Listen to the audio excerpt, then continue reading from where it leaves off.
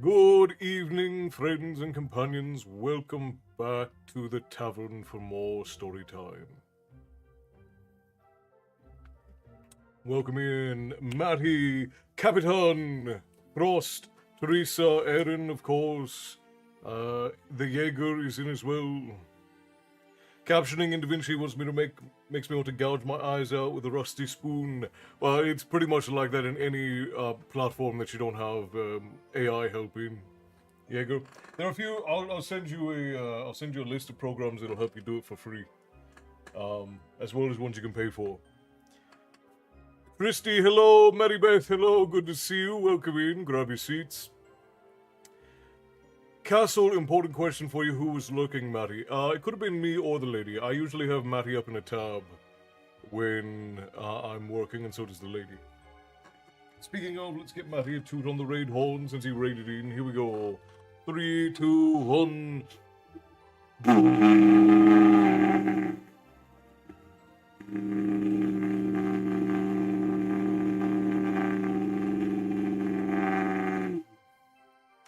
Welcome in, Raiders.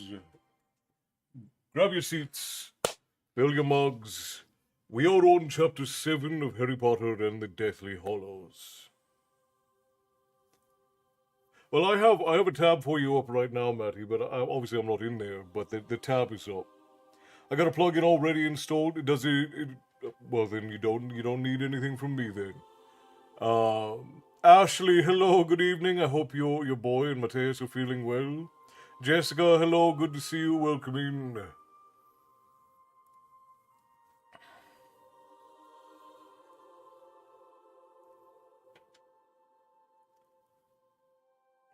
Tyson, hello, welcome everyone. Grab your seats. So I don't know if I need to remind everyone about this. I have never read the seventh book in the Harry Potter series. Never. Absolutely. Now, did you find one that will automatically do the captions and timing for you? Or is it something that is... Well, we can talk about it later. We don't need to talk about it right now. Also done chapter 23, now writing chapter 24. So Act 2's climax is half done, and Berry's meeting Atalanta, her ancestor now. Beautiful. Dang, I read them all forever ago. Yeah, I stopped at book 6. I never read book 7. I stopped at book 6. I got really grumpy with the fact that she was really like torturing her character. Because there's one thing that'll put me off of a book is if the author tortures their characters for character arc. I don't like that. I think that it's lazy writing. I really don't enjoy it. Outsider Ghost Esther, hello. I'm faring well enough. Beauty and Blasphemy, we love going on this little journey with you, Casa. It's always a joy. Always a joy for me. We are on chapter 7 tonight. The Will of Albus Dumbledore. So real quick before we get started, I'm going to run ads over on Twitch so we have an hour without them.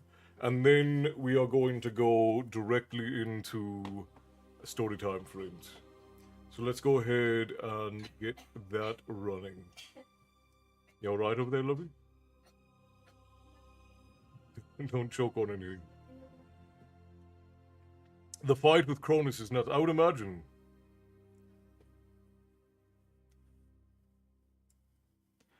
I got the other books. I finish what I start. Yeah, I just as soon as she started torturing characters, I was out. It is a thing that will put me off of any book. I don't care how invested I was, or any book, any series. I stopped watching My Hero Academia for that reason. My Hero Academia is a very widely beloved anime. People really love the characters, but a lot of the character development is in the place of just torturing the characters. So I have no desire to watch characters be tortured for cheap character progress. This week I successfully made and hung floating jack-o'-lanterns inspired by the Hogwarts Great Hall. Yay, Halloween crafts. That sounds spectacular. I have two accounts. One works and the other one doesn't. Today, Twitch is playing up. Well, at least you have one that works. That's a 100% success rate if you discount the 50% that doesn't work. TikTok on my PC isn't loading anything. Eye roll, it's being a pain. TikTok has been being very difficult for me over the last several weeks. So, it is what it is. I have some great news about my progress at works. Let's hear it, Tyson. You got a minute and 30 seconds before I have to start reading. I will say, though, Betty getting kicked around in a force field bouncy ball thing like a soccer ball is amusing. Don't start torturing your characters, Matty, or I won't read your book. I know you're just kidding, but I've got my book open. Sorry, it was AFK for a few days. All right, we haven't quite started yet. Funny thing is, TikTok works better for me. Sometimes that's the crazy. That's why we do all of the different platforms, because sometimes it works better for some, sometimes it works for not for others. So, it's loading up the stream, but not a single comment or anything. I had to pull it up on my phone. That's silly. My first section of my apprenticeship got signed off on, and I'll start my next section as well as online technician training. Hell yeah, Tyson! Congratulations. I'll raise a glass to that. Wonderful news, my friend.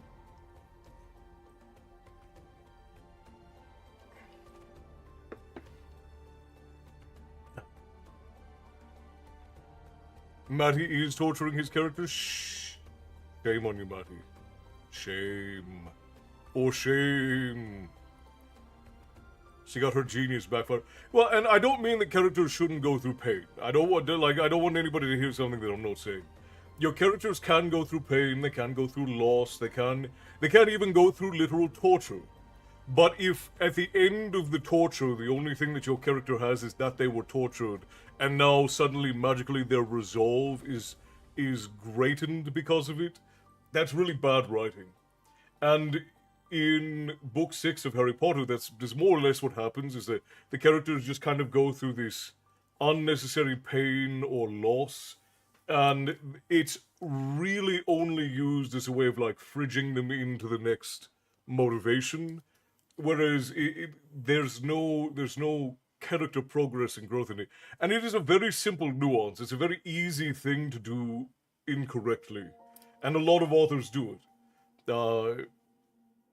Maiko Psycho, hello my friend, welcome in. So very glad you could join us. Let's go ahead and get a toot on the raid horn from Maiko and his psychos. Here we go. 3, 2, 1.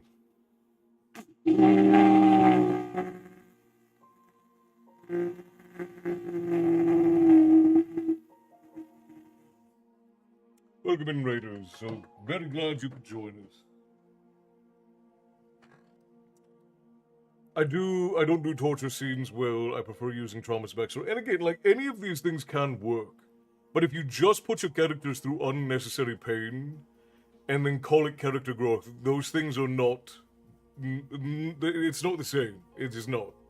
And a lot of writers, a lot of animators, a lot of game makers, they all do this. And I don't care for it. And it's a personal preference.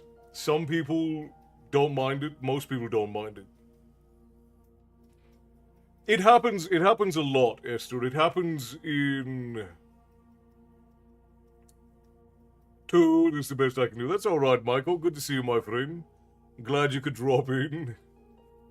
Thank you for the raid. How was your stream? I hope that everything went well over with the rest of the psychos.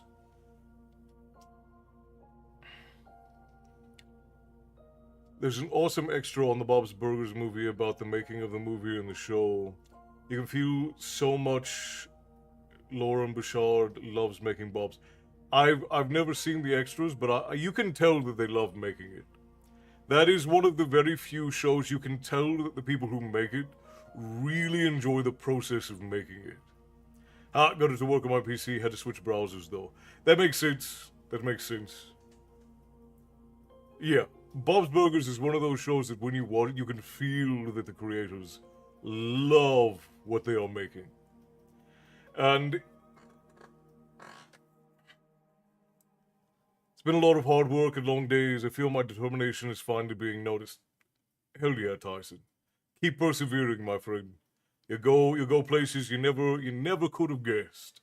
If you just keep moving forward and don't let anything deter you. Like they enjoy the show as much as everyone who watches it does. I think so. I would say that's fair, Erin. Ah, good. Read some Capital and a little Hemingway. Old school in the truest, very old school in the truest sense. Absolutely. Sperry Thotter, the boy who shivved. What's going on, Wesley?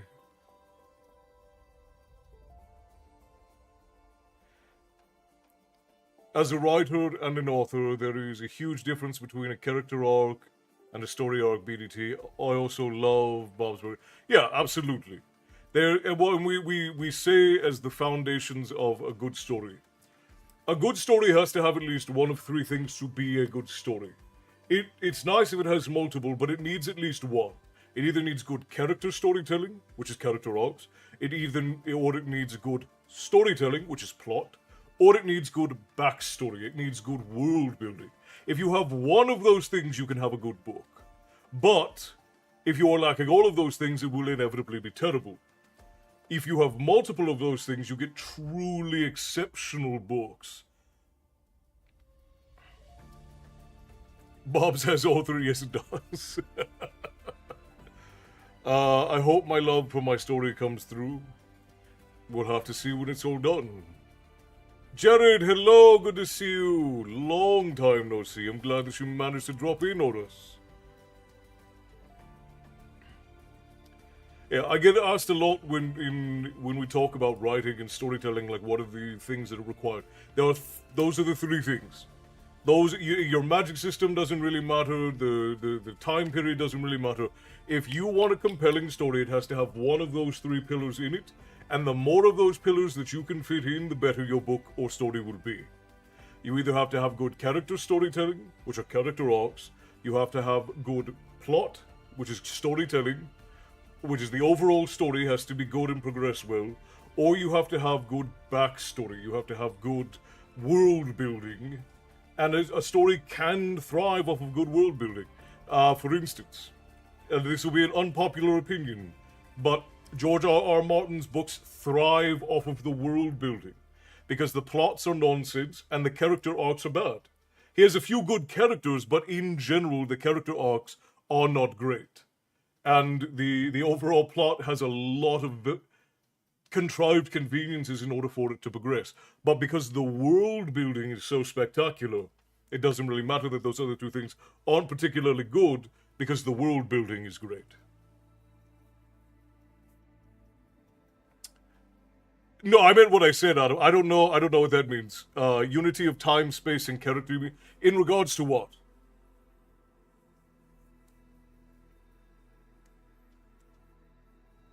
Finally got a chance to start reading the Witcher series. The Witcher series is another one of those things where it's propped up almost exclusively on its world building. Geralt is a spectacular character, and there are a few good side characters, but the world of The Witcher is propped up on its storytelling. Not its storytelling, on its world building. It has a spectacular world.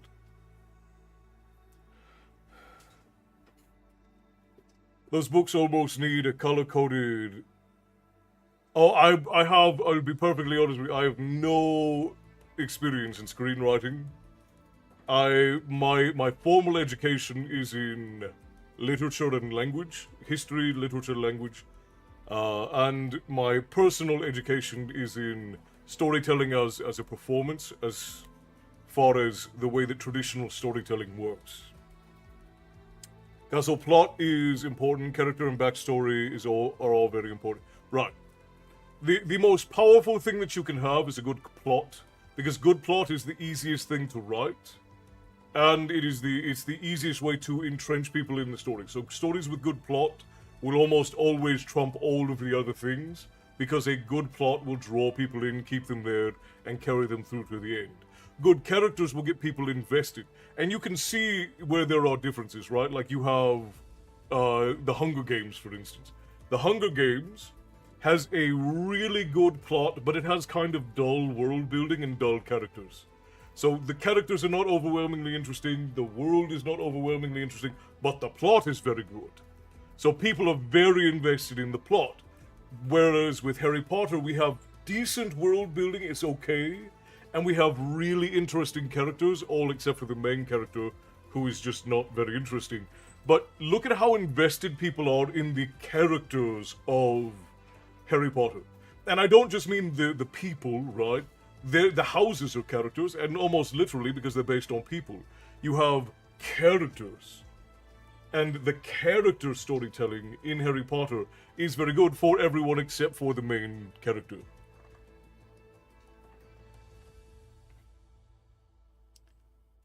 You'll have to forgive me, Adam. My formal language is lacking. You'll have to consider me a plebeian when it comes to formal language in regards to the arts of things. I tend to waffle and just make things up as I go along, as far as what I call things.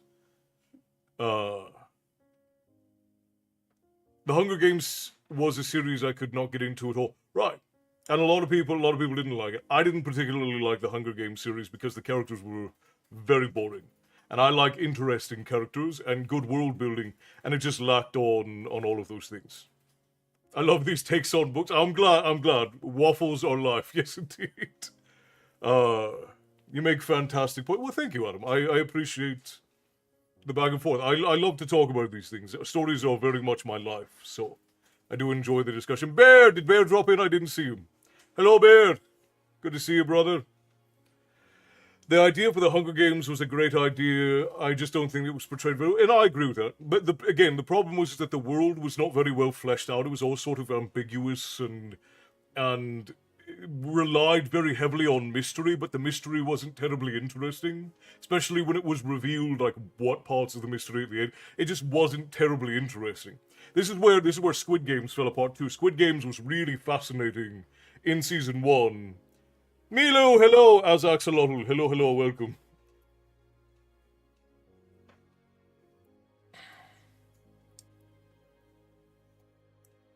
What is annoying, Esther? You don't like my speaking on books? If you want to leave, you can. That's fine. I won't be everybody's cup of tea all the time. Season 1 of Squid Games was carried on this idea that of this mystery, right? This mystery cabal that does this thing for the entertainment of the super wealthy. But then the second season makes the mistake of showing you the magician behind the curtain, right? It pulls back the curtain on the Wizard of Oz, and now suddenly all of the magic just isn't terribly interesting. It's just it was a very bad way to take it in that direction. First time here, friend sent me a vid of yours and had to follow you on all the spots.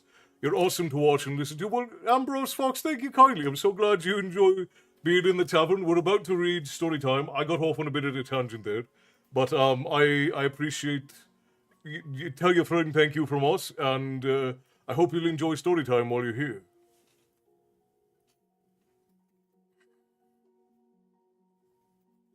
The comments do get buried very quickly, Esther. I apologize for that. I'm trying to keep up with everybody, but also when I'm talking, don't hesitate to just repost comments if I don't see them. I'm not going to get upset at you guys reposting comments if I don't see them. That's just the nature of the beast. When there are a bunch of people in and everybody's talking, I'm going to miss things. You guys don't need to feel bad about reposting things. What's something you've read in the last 6 years that you really enjoyed? Genuinely surprising to me was this series. I have these two here, which is the Silverthorn and Darkness at Sethanon. We've been reading these on Tuesday. These have been an exceptionally good series. The first book is very long and it's very slow, but this was recommended to me by members of the patrons of the tavern, and it was voted on that we would read Magician Apprentice and Magician Master. And it's not a book I ever would have read on my own because it's very, very slow. The first book takes about 150 pages to really get interesting. If I were reading that book on my own time, I would have given up. I would have stopped. I would have given up around page 100 and been like, look, this is because it's really well written. It's not a bad book. It's just very slow. It takes a long time for it to get going. And then when it takes that long, it loses me. I get out of it. And because we were reading it for story time, I read through the whole thing, and I'm very glad I did because this series by Feist, the Rift War series, is very good. I would say that Magician Master, the second half of the book, is definitely the strongest out of all four that we've read.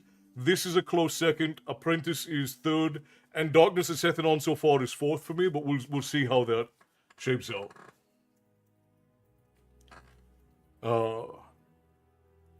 Yeah, there's four chats going all at the same time, so it does end up being a little bit difficult for me to go. I have a book recommendation, but I don't know if you have it or have read it. Fire away, Jared. Send it my way, and I'm happy to take a look at it. I missed what Adam said. Oh no, I was answering what Adam said. That's right. Currently having Berry unravel her family history, slowly uncovering her ancestors basically caused the apocalypse.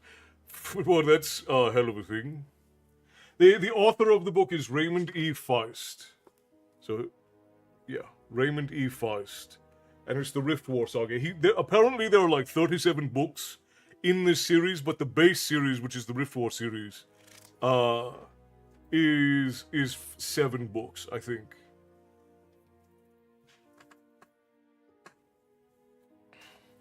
Yeah, it's a slow burn, but once it gets going, it really gets going.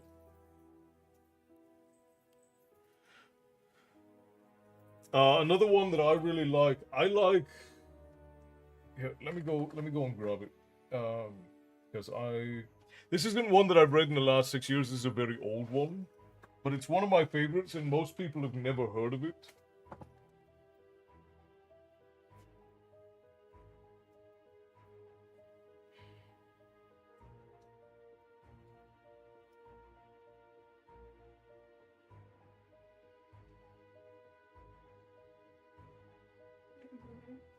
What is my...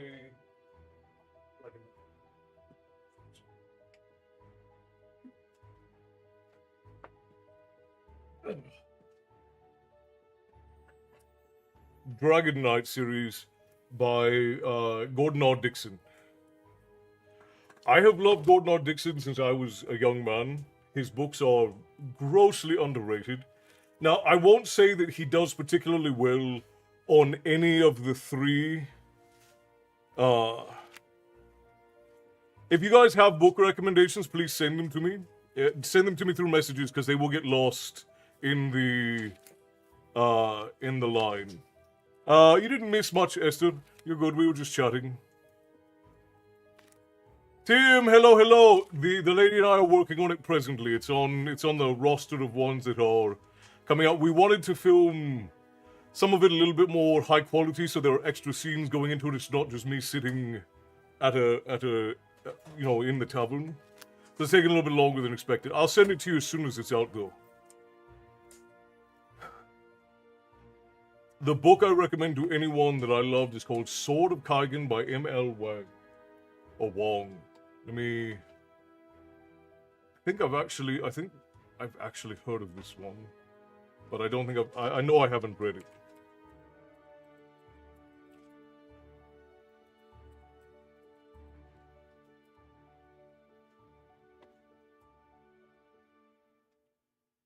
Yeah, I have seen this one. I have not read it.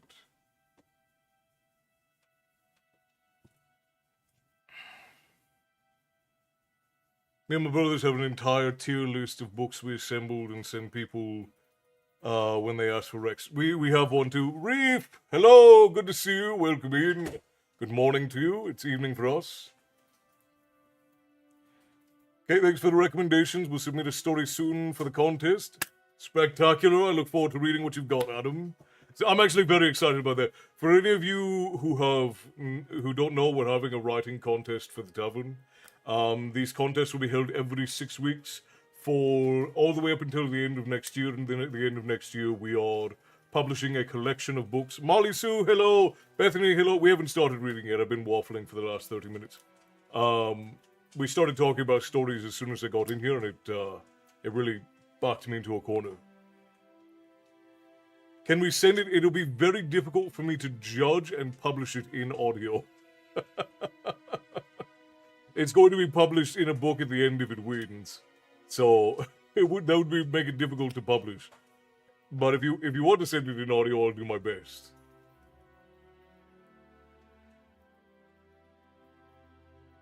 So it's a short story contest.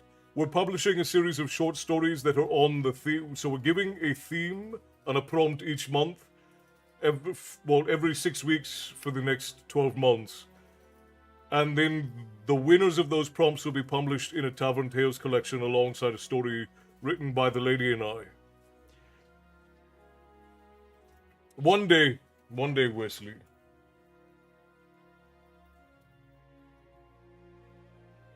That's alright. I was running behind all day today. Bethany, all day. Alright, let's go ahead and begin, my friends. Everyone, settle in. Fill your seats. Fill your glasses. I'm not a writer, so if there's a writer who doesn't have an idea, get a hold of me. It's very generous of you, Reef. Glad to hear it. It's real, guys. Yeah, you can probably get a letter to Hogwarts.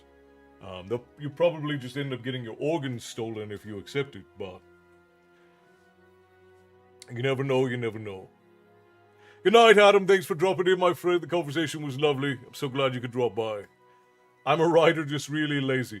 Well, I don't know if you could say you're a writer then if you're really lazy. You could say that you want to be a writer. You have the ambition and the ambition, the skill, and the inclination to be a writer. But you don't do the thing that makes writers writers, which is write.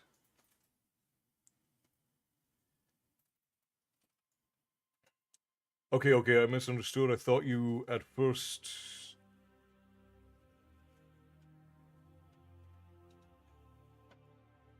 I'm gonna let Jared finish his comment because it looks like he got cut off, and then I'll start the first chapter.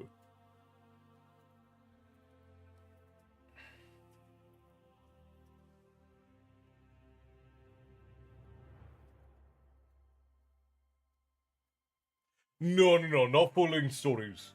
No, they will be short stories, and again, they will all be on theme. The theme is other worlds. Esther is indeed a writer, quite a gifted one at that, and so is Matty, and so are several others in the cover.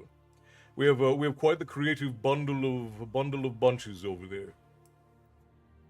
Short stories will be submitted through the guild. We're gonna have to reassess that as we switch platforms, but yes, correctly. Key, I saw you dropped in. I forgot to say hello. Hello, good to see you. Welcome in. I am a writer, but I'm too busy working at my own stuff to take on anything new at the moment. That's quite all right. Oh, you mean in regards to the contest, the writers' contest?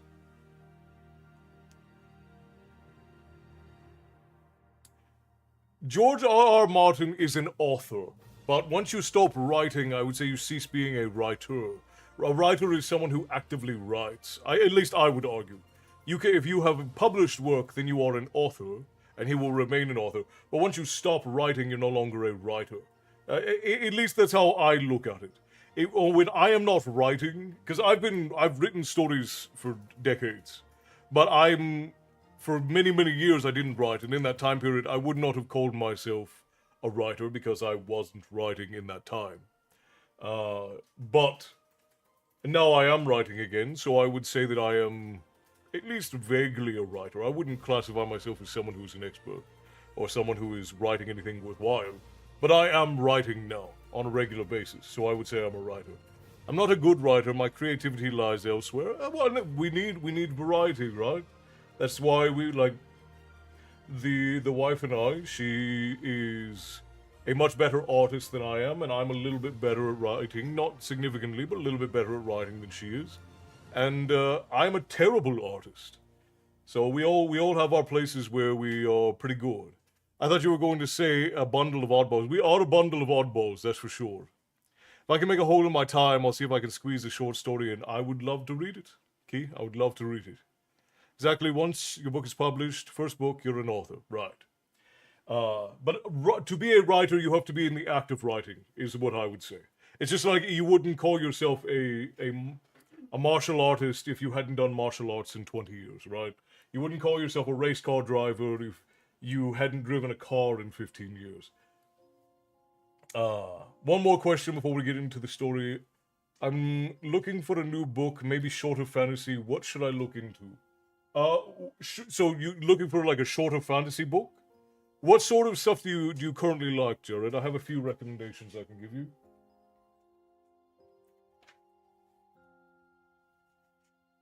And how seasoned of a reader are you? I would ask. Okay, I'm an author and a writer. If anyone wants to pretend to be a beta reader, I'm willing to throw a book in their direction. We always need readers, don't we, Key? I'm a writer, nearly an author, yes indeed. But I identify as a race car driver. Which you're welcome to do, but that won't change the reality of whether or not you actually drive the car.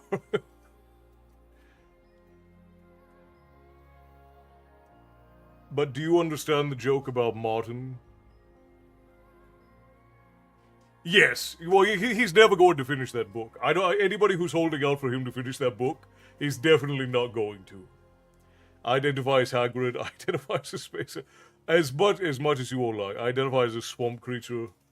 I identify as the person who is always correct. And I promise you I am. Sure, if it's been that long, but off and on throughout the year, I wouldn't revoke someone over it. No, I mean, it would depend on whether or not it is something that you're actively doing. Um, and it is your intended and direct, either profession or occupation. Is the way that I would classify it. Because there have been years of my life where I wasn't writing at all, so I'm not a writer. There have been years of my life where I didn't read, so I wasn't really a reader. All of those things. I'm a seasoned reader, more into Lord of the Rings style and bigger battle style scenes. Okay. So high fantasy, big battle style scenes. How do you feel about like fantasy sci-fi crossover? Identify as hungry. I think it's done, but he's gonna have to publish it posthumously to avoid backlash. Esther identifies as a ghost. Yeah, I don't think that Martin will ever publish the book. It will have to be published after he dies. I don't think it's done. I'm not as optimistic as Court is. I don't think it's done, and I don't think he has any reason to finish it. He's making millions and millions of dollars, and people are more interested in the series as long as there is a mystery than if he were to write an ending that is not going to please anybody.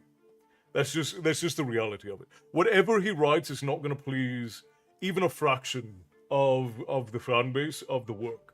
So it's better for him to just not publish it, and then they can publish it after he passes away.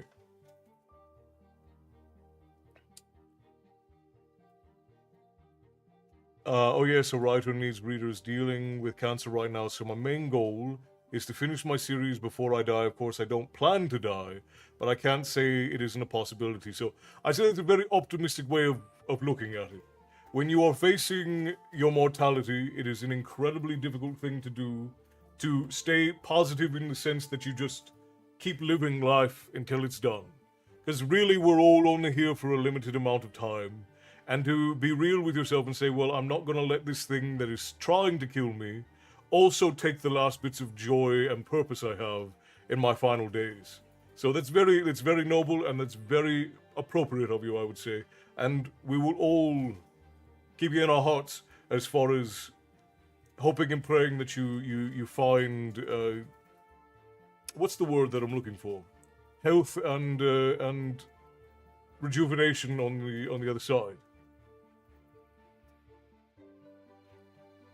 Yeah, I was going to say I didn't know if I didn't want to say anything if Milu didn't want it, but Milu is also fighting and is on the back end of it.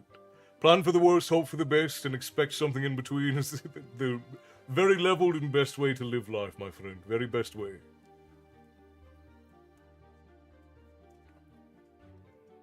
I semi-subscribe to the idea George is done, but he's waiting to pass to release it. Yeah. One day we'll read Harry Potter. One day. One day I'll become a reader. I'm definitely not against that crossover. Sounds pretty good to me. I'm not against sci-fi fantasy crossover. If you have never read it, it's an older book, but I would recommend work by Ben Bova. Winds of Altair, if you've never read it. Ben Bova is a spectacular high fantasy and sci-fi writer. And as a matter of fact, the Dragon Knight series is old, but there's a lot of that higher fantasy stuff. This is middle to high fantasy, not exactly high fantasy. But the book that I recommended, Winds of Altair, is actually the book that almost blow for blow inspired Avatar, the Blue People movie. I find that focusing on one book at a time is beneficial when I'm in the process. I agree with that, Esther. Right now I'm writing 4 books, and I'm having a hard time finishing any of them. Because I keep remembering something I want to be doing in another book, and going back to it, and it's not good. You should focus on one thing at a time. Awesome, yeah, I'm definitely gonna give it a look. Yeah, I think I would say you could probably pick up both the Dragon Knight series. The Dragon Knight is not the first book of the series. The first book of the series is called The Dragon and the George, by Gordon R. Dixon. And I love this series. It's one of my favorites. And as part of that is nostalgia, because I read it when I was very young. But it is a very, very good book. I like it a lot. And then Ben Bova does spectacular, like, high fantasy sci-fi crossover. It's really good. What about dragons or dragoness? I don't know, Wesley. What about them? If you're into dark fantasy, try Thomas Covenant, The Unbeliever. Sounds interesting, Reef. We are very yappy tonight. I apologize. Let's get into the book. I yapped for too long. Let's just read.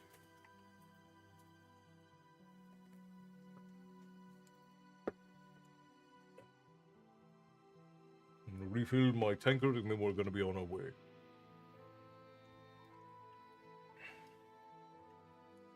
I'm proud of you, Aaron. I'm proud of you. No liquor in her. I'm a writer and storyteller who identifies as broke. I think that's many of us these days, Teresa.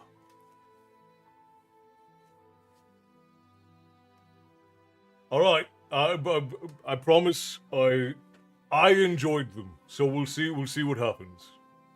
Yay, Harry Potter after 13,000. It's only been about 11,000 years, Wesley. So dramatic.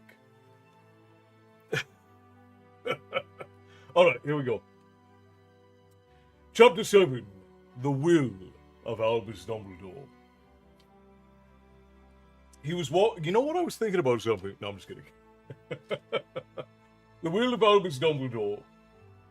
He was walking along a mountain road in a cool blue light of dawn. Far below, swathed in mist, was the shadow of a small town.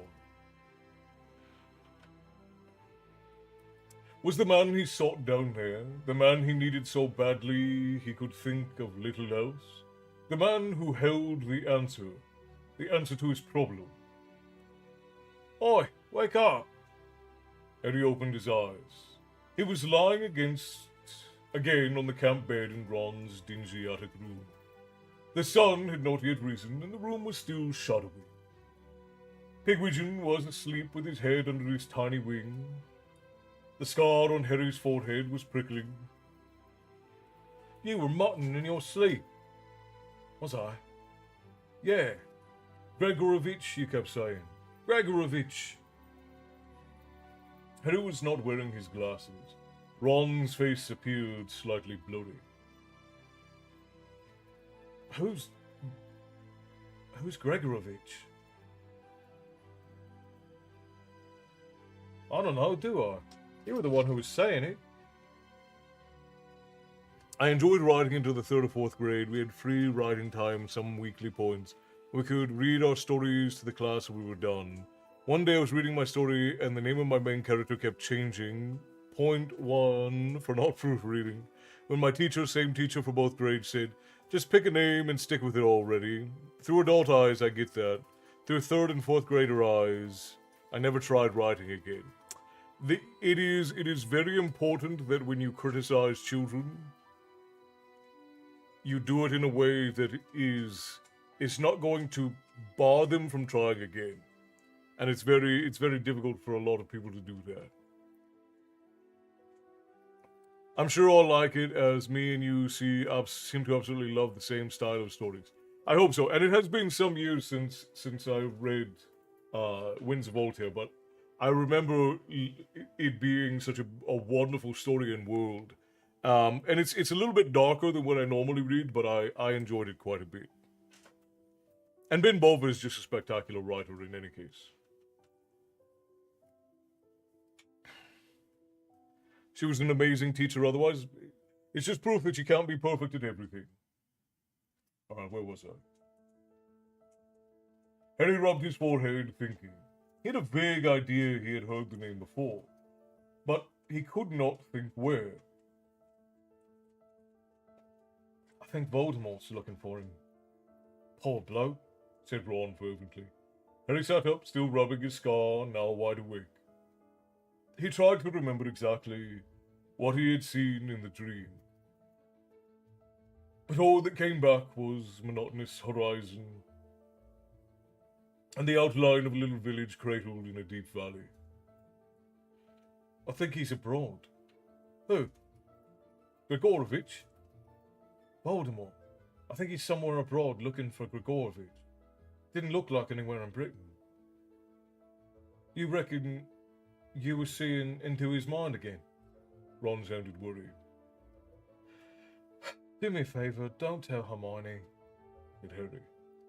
Although, how she expects me to stop seeing stuff in my sleep. He gazed up at little Pigwidgeon's cage, thinking, why was the name Grigorovich familiar? I think, he said slowly, it's got something to do with Quidditch. There's some connection, but I can't think what it is. Quidditch, said Ron. You sure you're not thinking of Gorgovich? Who? Dragomir Gorgovich, chaser. Transferred to Chudley Cannons for a record fee 2 years ago. Record holder for the most quaffle drops in a season. No, said Harry. I'm definitely thinking of Gorgovich. I'm definitely not thinking of Gorgovich. I'll try not to either, said Ron. Well, happy birthday anyway. Ha! That's right. I forgot. I'm 17. Harry seized the wand laying beside his bed, pointed it at the cluttered desk where he had left his glasses, and said, Accio glasses! Although they were only around a foot away, there was something immensely satisfying about seeing them zoom towards him, at least until they poked him in the eye. Slick, snorted Ron. Reveling in the removal of his trace, Harry sent Ron's possessions flying around the room, causing Pigwidgeon to wake up and flutter excitedly around his cage. Harry also tried tying his laces on his trainers by magic. The resultant knot took several minutes to untie by hand, and purely for the pleasure of it, turned the orange robes on Ron's Chudley Cannons poster bright blue. Marina, hello, welcome in. Thank you for the bits. Tips to the tavern keeper are always appreciated. Enjoy your eggs there. That reminds me, the lady and I need to change out the tavern fare. It is winter time now. But Marina, hello, welcome in. Thank you kindly for the tips to the tavern keeper. I hope you're doing well, and I hope you're sitting and enjoying the story.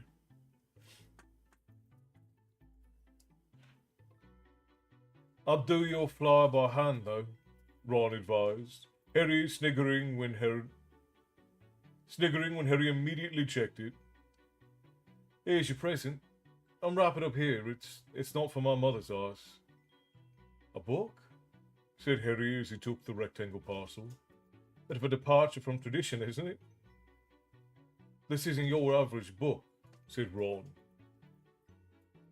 It's pure gold. 12 feel-safe ways to charm witches. Explains everything you need to know about girls. If only I'd had this last year, I'd have known exactly how to get rid of lavender. And I'd have known how to get going with, well, Fred and George gave me a copy and I learned a lot. You'd be surprised. It's not all about one's work either. When they arrived in the kitchen, they found a pile of presents waiting on the table. Bill and Monsieur Delacour, Monsieur Delacour, were finishing their breakfasts while Mrs. Weasley stood chatting to them over the frying pan. Arthur told me to wish you a happy 17th birthday, Harry, said Mrs. Weasley, beaming at him. We had to leave early for work. He'll be back for dinner. That's our present on top. Harry sat down and took the square parcel she had indicated and unwrapped it. Inside was a watch, very like the one Mr. and Mrs. Weasley had given Ron for his 17th. It was gold, with stars circling around the face instead of hands. It's traditional to give a wizard watch when he comes of age, said Mrs. Weasley, watching him anxiously from beside the cooker. I'm afraid that one isn't new like Ron's. It's actually my brother, Fabian's. He wasn't terribly careful with his possessions. It's a bit of a dent on the back, but... The rest of her speech was lost. Harry got up and hugged her. He tried to put a lot of his unsaid things into the hug, and perhaps she understood them.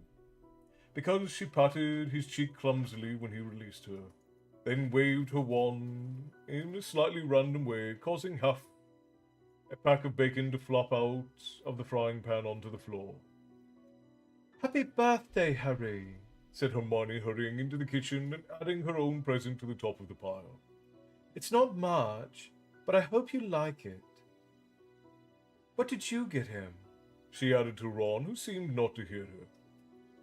Come on then, open Hermione's, said Ron. She had bought him a new sneaker score. The other packages contained enchanted razor from Bill and Fleur. Oh yes, this will give you the smoothest shave you have ever had, Monsieur Delacour assured him. Oh, that's supposed to be her dad, not her. Okay. But you must tell it clearly what you want, otherwise you might find you have a little less hair than you would like. Chocolates from the Delacours and an enormous box of the latest Weasley's Wizard Wheezes merchandise from Fred and George. Harry, Ron, and Hermione did not linger at the table as the arrival of Madame Delacour, Fleur, and Gabrielle made the kitchen uncomfortably crowded. I'll pack these for you, said Hermione brightly, taking Harry's presents out of his arms as the three of them headed back upstairs. I'm nearly done. I'm just waiting for the rest of your underpants to come out of the wash, Ron. Ron's splutter was interrupted by the opening of a door on the first floor landing. Harry, will you come in here for a moment? It was Ginny. Ron came to an abrupt halt, but Hermione took him by the elbow and tugged him on up the stairs. Feeling nervous, Harry followed Ginny into her room. He had never been inside it before. It was small but bright. There was a large poster of the wizarding band, the Weird Sisters, on one wall, and a picture of Gwenog Jones, captain of the All-Witch Quidditch team, the Holyhead Harpies, on the other. A desk stood facing the open window, which looked out over the orchard, where he and Ginny had once played two-a-side Quidditch with Ron and Hermione, and which now housed a large pearly white marquee. The gold flag on top was level with Ginny's window. Ginny looked up into Harry's face and took a deep breath and said, Happy birthday. Yeah, thanks. She was looking at him steadily. He, however, found it difficult to look back at her. It was like gazing into a brilliant light. Nice view, he said feebly, pointing towards the window. She ignored this. He could not blame her. Couldn't think of what to get you, she said. You don't have to get me anything. He disregarded this too. I didn't know what would be useful. Nothing too big because you won't be able to take it with you. He chanced a glance at her. She was not tearful. That was one of the many wonderful things about Ginny. She was rarely weepy. He had sometimes thought about having thought that having 6 brothers might have toughened her up. She took a step closer to him. So then I thought, I'd like you to have something to remember me by, you know. If you meet some vila when you're off doing whatever you're doing, I don't think dating opportunities are... I think dating opportunities are going to be pretty thin on the ground, to be honest. There's a silver lining I've been looking for, she whispered. And then she was kissing him as she had never kissed him before, and Harry was kissing her back. It was a blissful oblivion. Better than fire whiskey, she was the only real thing in the world. Ginny. The feel of her, one hand at her back and one hand in her long, sweet-smelling hair. The door banged open behind them and they jumped apart. "Oh," said Ron pointedly. "Sorry." "Ron!" Hermione was just behind him, slightly out of breath. There was a strained silence, and then Ginny said in a flat little voice, "Well, happy birthday anyway, Harry." Ron's ears were scarlet. Hermione looked nervous. Harry wanted to slam the door in their faces, but it felt as though a cold draft had entered the room when the door opened, and his shining moment had popped like a soap bubble. All the reasons for ending his relationship with Ginny, for staying well away from her, seemed to have slunk inside the room with Ron, and all happy forgetfulness was gone. He looked at Ginny, wanting to say something, though he hardly knew what. But she had turned her back on him. He thought that she might have succumbed for once to tears. He could not do anything to comfort her in front of Ron. "I'll see you later," he said, and he followed the other two out of the bedroom. Ron marched downstairs, through the still crowded kitchen and into the yard, and Harry kept pace with him all the way, Hermione trotting along behind them, looking scared.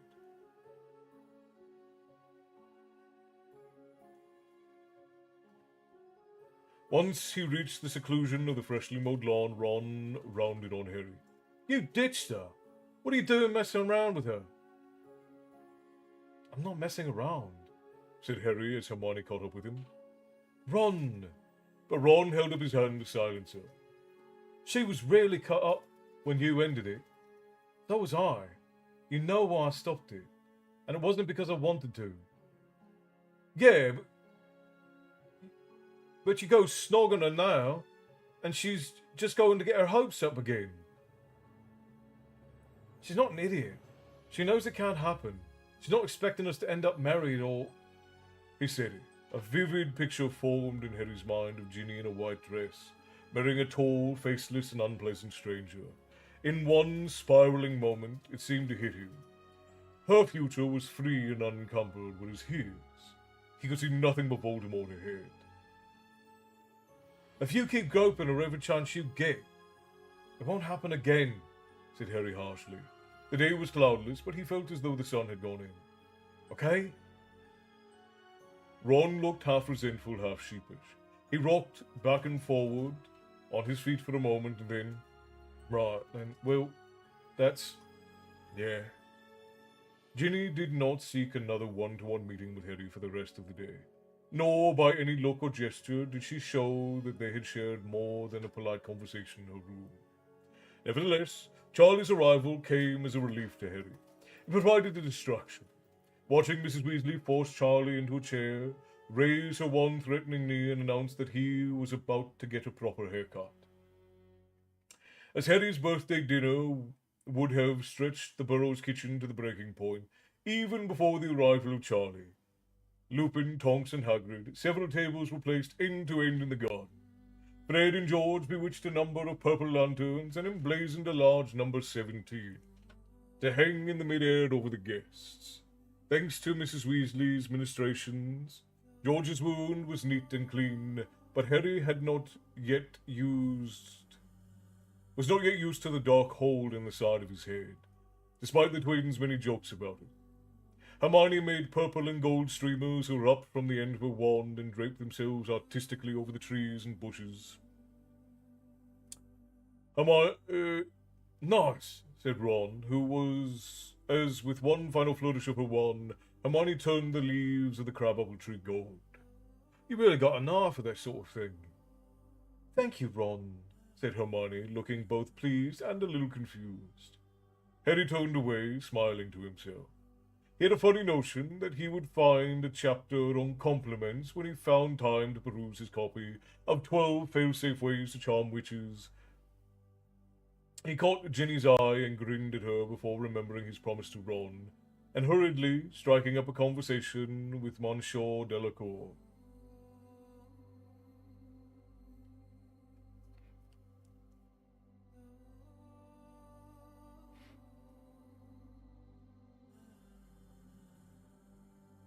Cristalla, hello, hello. Good, welcome in. I'm glad that you could join us.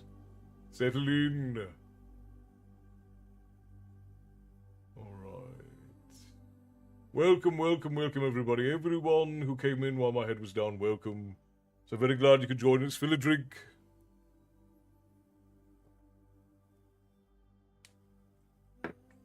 And grab a seat. Out of the way! Out of the way!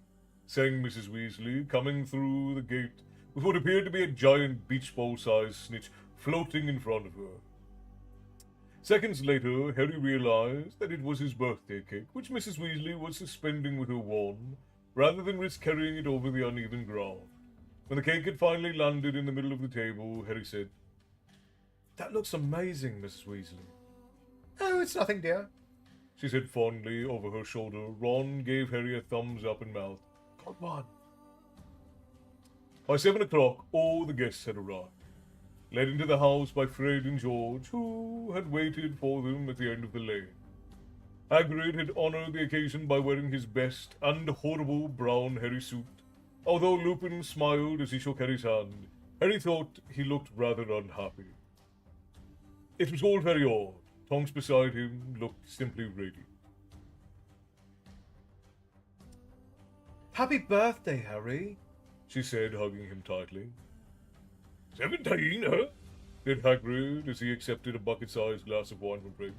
6 years to the day since we met, Harry. Do you remember it? Vaguely, said Harry, grinning up at him. Didn't you smash down the front door, give Dudley a pigtail, and tell me I was a wizard? I forget the details, Hagrid chortled.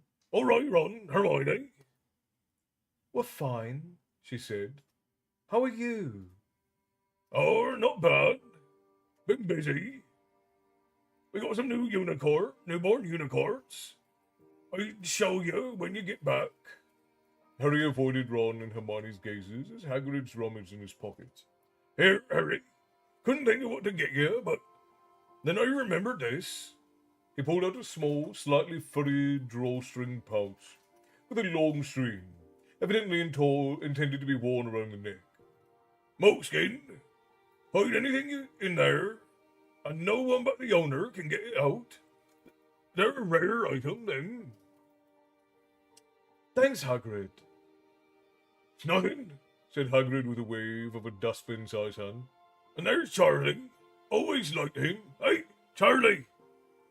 Charlie approached, running his hand slightly ruefully over his new, brutally short haircut. He was shorter than Ron, thick-set, with a number of burns and scratches up his muscly arms. Hi, Hagrid. How's it going? Been meaning to write you for ages. How's Norbert doing? Norbert? Charlie laughed. The Norwegian Ridgeback. We call her Norberta now. What? Norbert's a girl? Oh, yeah, said Charlie.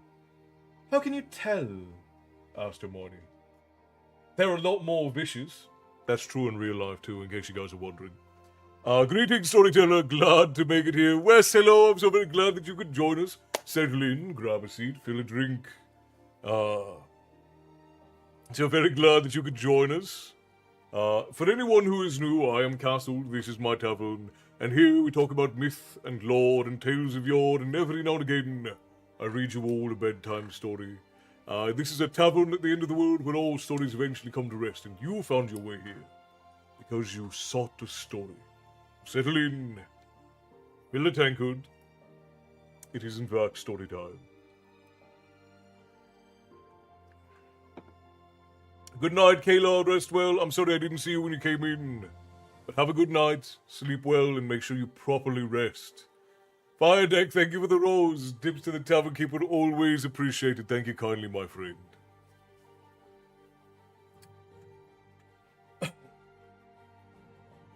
He looked over his shoulder and dropped his voice. Wish Dad would hurry up and get here. Mom's getting edgy. They all looked over at Mrs. Weasley. She was trying to talk to Madame Delacroix while glancing repeatedly at the gate. I think we'd better start without Arthur, She called to the garden lodge after a moment or two. he must be held oh, They all saw at the same time a streak of light that came flying across the yard and onto the table, where it resolved itself into a bright silver vessel which stood on its hind legs and spoke with Mr. Weasley's voice. Minister of Magic, coming with me. The Patronus dissolved into thin air, leaving Flora's family peering in astonishment at the place where it had vanished.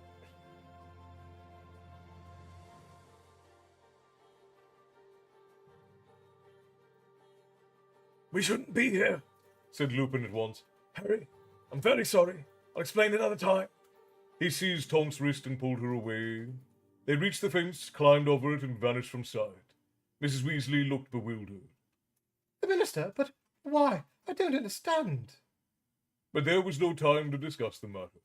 A second later, Mr. Weasley had appeared out of thin air at the gate, accompanied by Rufus Scrimgeour, instantly recognizable by his mane of grizzled hair.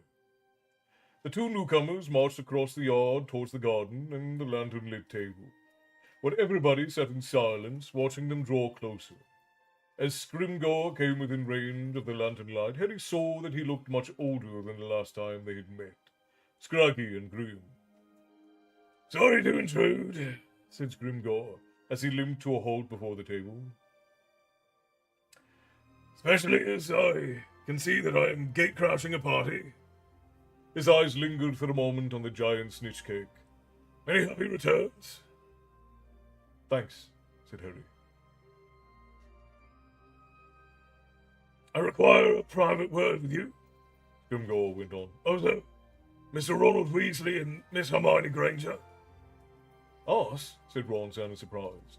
Why us? I should tell you that when we are somewhere more private, said Scrimgeour. Is there such a place?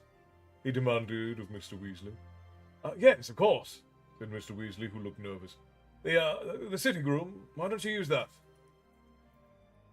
You can lead the way, Scrimgeour said to Ron. There'll be no need for you to accompany us, Arthur. Harry saw Mr. Weasley exchange worried looks with Mrs. Weasley as he, Ron, and Hermione stood up. As they led the way back to the house in silence, Harry knew that the other two were thinking the same as he was. Scrimgeour must somehow have learned that the three of them were planning to drop out of Hogwarts. Scrimgeour did not speak as they all passed through the messy kitchen and into the Burrow's sitting room. Although the garden had been full of soft golden evening light, it was already dark in here. Harry flicked his wand at the oil lamp. As he entered, they illuminated the shabby but cozy room. Scrimgeour sat himself into a saggy armchair that Mr. Weasley normally occupied, leaving Harry, Ron, and Hermione to squeeze side by side onto the sofa. Once they had done so, Scrimgeour spoke. I have some questions for the three of you. I think it would be best if we do it individually. You two. He pointed at Harry and Hermione. Can wait upstairs. I'll start with Ronald. We're not going anywhere, said Harry when Hermione nodded vigorously. You can speak to us together or not at all. Scrimgeour gave a cold, appraising look to Harry. Harry had the impression that the minister was wondering whether it was worthwhile opening hostilities this early. Very well then. Together, he said, shrugging. He cleared his throat. I'm here, as I'm sure you know, because of Albus Dumbledore's will. Harry, Ron, and Hermione looked at one another. A surprise, apparently. You're not aware, then, that Dumbledore had left you anything? All of us, said Ron. Well, and Hermione too. Yes, all of... But Harry interrupted. Dumbledore died over a month ago. Why has it taken so long to give us what he left? Isn't it obvious? Said Hermione before Scrimgeour could answer. They wanted to examine whatever he left us. You had no right to do that, she said, and her voice trembled slightly. I had every right, said Scrimgeour dismissively. The decree for justifiable compensations gives the Ministry the power to confiscate the contents of a will. That law was created to stop wizards passing on dark artifacts, said Hermione. And the Ministry is supposed to have powerful evidence that the deceased's possessions are illegal before seizing them. Are you telling me you thought Dumbledore was trying to pass us something cursed? Are you planning on following a career in magical law, Miss Granger? Asked Scrimgeour. No, I'm not, retorted Hermione. Hoping to do some good in the world. Ron laughed. Scrimgeour's eyes flickered towards him and away again as Harry spoke. So why have you decided to just let us have our things now? Can't think of a pretext to keep them. No, it'll be because the 31 days are up. Oh, no, it'll be because the 31 days are up, said Hermione at once. They can't keep objects longer than that unless they can prove they're dangerous, right?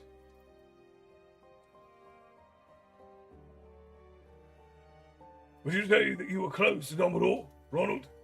Said Scrimgeour, ignoring Hermione. Ron looked startled. Me? Not really. It was Harry who... Ron looked around at Harry and Hermione to see Hermione giving him a stop-talking-now sort of look. But the damage was done. Scrimgeour looked as though he had heard exactly what he expected and wanted to hear. He swooped like a bird to prey upon Ron's answer. If you were not very close to Dumbledore, how do you account for the fact that he remembered you in his will? He made exceptionally few personal bequests.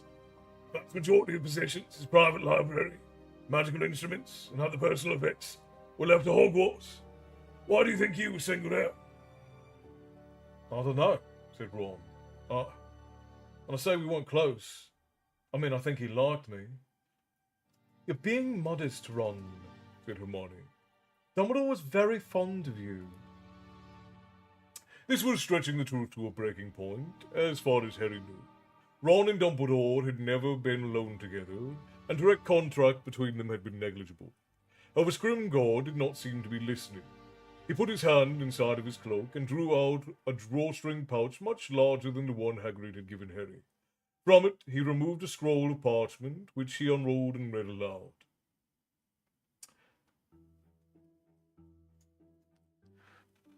Oh, Marina, thank you kindly. So very glad that you are in. Thank you for the stretch and so on.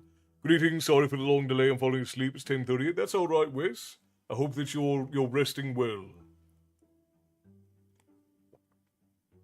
My truck has gremlins in it. They can't find the problem. That's dreadful. Hopefully they find them. Right, where was I? The last will and testament of Albus Dumbledore, Wulfric Brian Dumbledore, Albus Percival Wulfric Brian Dumbledore. Yes, here we are. To Ronald Bilius Weasley. I leave my deluminator and hope that he will remember me when he uses it. Scrimgeour took from the bag an object that Harry had seen before. It looked something like a silver cigarette lighter. But it had, he knew, the power to suck out all of the light from a place and restore it with a simple click. Scrimgeour leaned forward and passed the deluminator to Ron.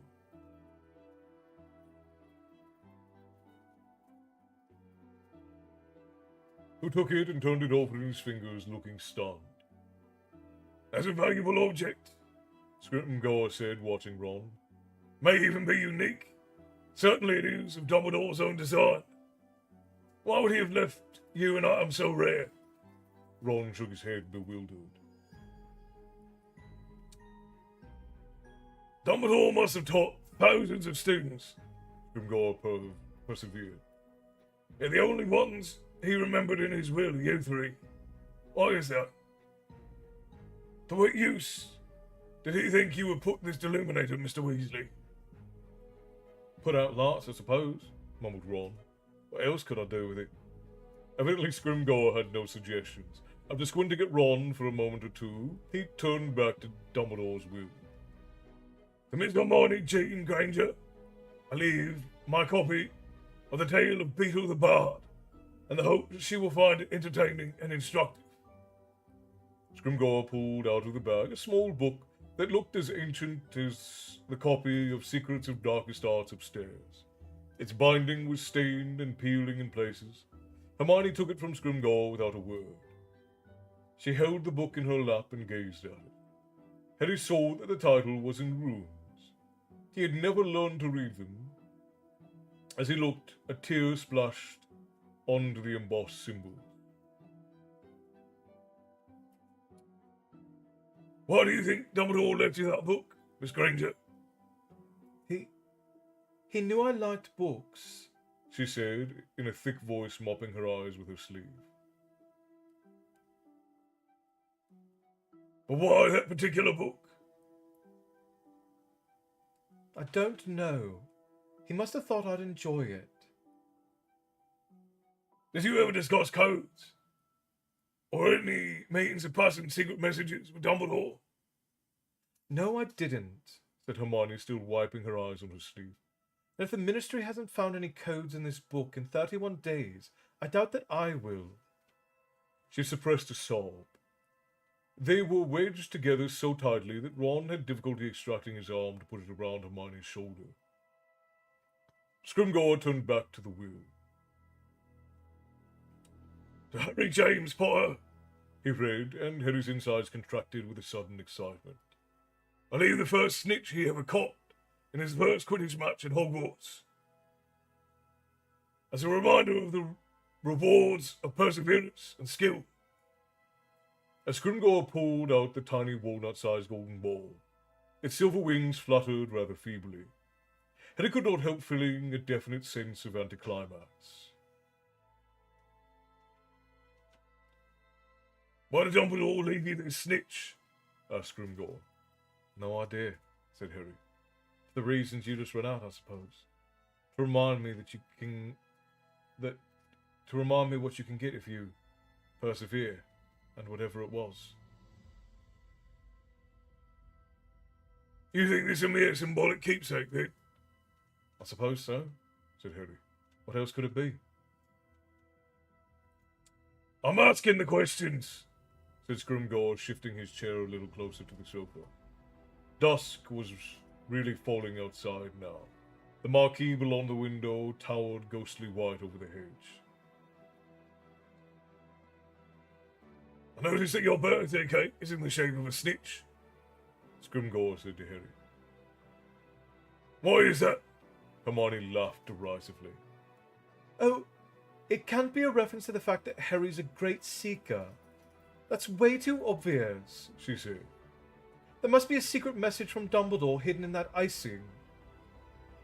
I don't think there's anything hidden in the icing, said Scrimgeour. But a snitch would be a very good place to hide. Place for a small object. You know why, I'm sure. Harry shrugged. Hermione, however, answered. Harry thought that the answering questions correctly was such a deeply ingrained habit she could not suppress the urge. Because snitches have flesh memories, he said. What? Said Harry and Ron together. Both considered Hermione's Quidditch knowledge negligible. Correct, said Scrimgeour. A snitch is not touched by bare skin before it is released. Not even by the maker, who wears gloves. It carries an enchantment by which it can identify the first human to lay hands on it. In case of a disputed capture, this snitch. He held up the tiny golden ball. Remember your touch, Potter. It occurs to me that Dumbledore, who had prodigious magical skills, whatever his other faults, might have enchanted this snitch, so that it will open only for you. Harry's heart was beating rather fast. He was sure that Scrimgeour was right. How could he avoid taking the snitch with his bare hand in front of the minister? "You don't say anything," says Grimgor. "Perhaps you already know what the snitch contains."